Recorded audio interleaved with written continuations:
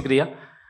जनाब जावेद अख्तर साहब कई मर्तबा दोहरा रहे हैं कि फेथ का मतलब बताइए, फेथ का मतलब बताइए। मैंने बता दिया, फेथ सही भी होता है, गलत भी होता है। और आज हम फेथ पे बात नहीं कर रहे, हम ट्रुथ और डज गॉड एग्जिस्ट पे बात कर रहे हैं। क्या डज गॉड एग्जिस्ट, ये ट्रुथ यानी गॉड है या नहीं है, इसमें से दोनों ट्रुथ क्या है। अब आप उसे फेथ कह लें, बिलीफ कह लें, नॉट माई बिजनेस। उसके बाद आपने कहा कि भाई सवाल करने से मजहब रोकता है। मैं कहता हूं जो रोकता है वो रोकता होगा, मैं नहीं रोकता।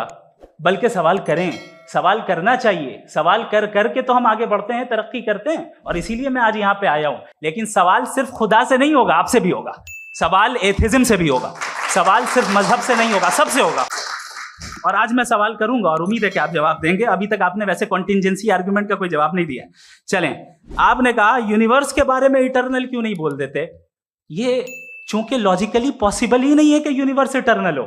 यूनिवर्स एक कॉन्टिंजेंट चीज है जो टाइम एंड स्पेस के पाबंद है, टाइम एंड स्पेस से बाउंड है। जो टाइम एंड स्पेस से बाउंड होगा वो कॉन्टिंजेंट होगा, जो कॉन्टिंजेंट होगा वो उसकी बिगिनिंग हुई होगी, जिसकी बिगिनिंग हुई होगी वो इटर्नल नहीं हो सकता।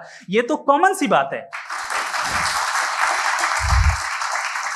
आपने कहा कि किसी मजहबी किताब में डायनासोर का जिक्र नहीं है। अफसोस कि आज तक किसी मैथमेटिक्स की किताब में मुझे डायनासोर का जिक्र नहीं मिला।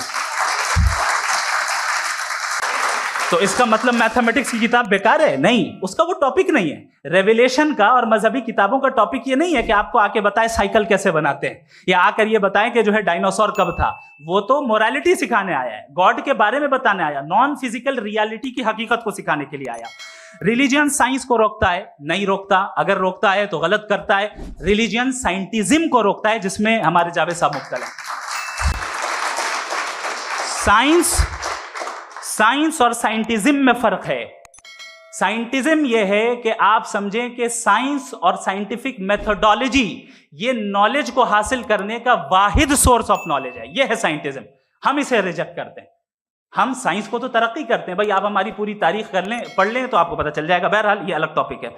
उसके बाद इन्होंने एक लफ्ज कहा, वेटिकन ने फतवा दिया। वेटिकन का फतवे से कोई ताल्लुक नहीं है, दोनों कॉन्ट्राडिक्टरी अल्फाज हैं। उसके बाद उन्होंने कहा कि भाई हमें नहीं मालूम।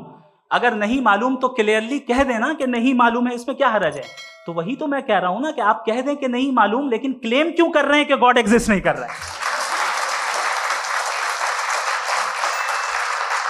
आप कह दें नहीं मालूम है, हो सकता है हो सकता ना हो, लेकिन आप क्लेम कर रहे हैं। The moment you say God does not exist, this is a claim, and now the burden of proof is upon you too, जैसे हमारे ऊपर है।